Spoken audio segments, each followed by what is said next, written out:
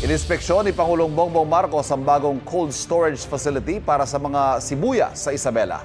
Pinag-aaralan naman ng Department of Agriculture ang paggamit ng solar energy dahil mataas ang konsumo sa kuryente ng cold storage facilities. May unang balita si Chino Gaston. Isa sa mga pinoproblema ng mga magsasaka ang pagkabulok ng kanilang mga pananim, lalo na kung sabay-sabay ang pag-ani at magkaroon ng oversupply. Ito ang layong tugunan ng bagong tayong onion cold storage facility sa bayan ng Ramon sa Isabela. Mahigit 20,000 sako ng sibuyas na karaniwang tinatanim at inaani lamang sa panahon ng tagtuyo. Pwedeng iimbak dito ang sibuyas pati ang ibang gulay hanggang 7 buwan nang hindi nabubulok.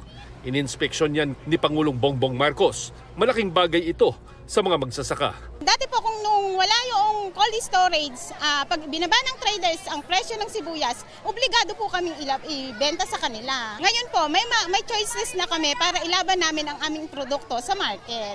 Ayon sa Department of Agriculture, aabot sa 50,000 tons ang production ng sibuyas kada taon na pwede bang madagdagan kung may sapat na cold storage na itatayo ng mga LGU at farmer cooperatives. Mahalaga ito para hindi na kailangan mag-import ng sibuyas mula abroad. We can plant as much onion as we want or the country needs as long as we can store it for a period of time na pwede tayo hindi na mag-import So critical talaga na maraming cold storage. Marami pa raw binabalak na cold storage facilities ng Department of Agriculture para sa iba pang agricultural products.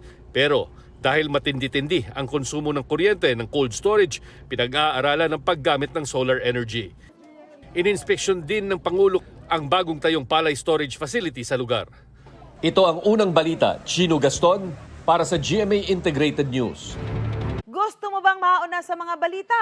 Mag-subscribe na sa GMA Integrated News sa YouTube at tumutok sa unang balita.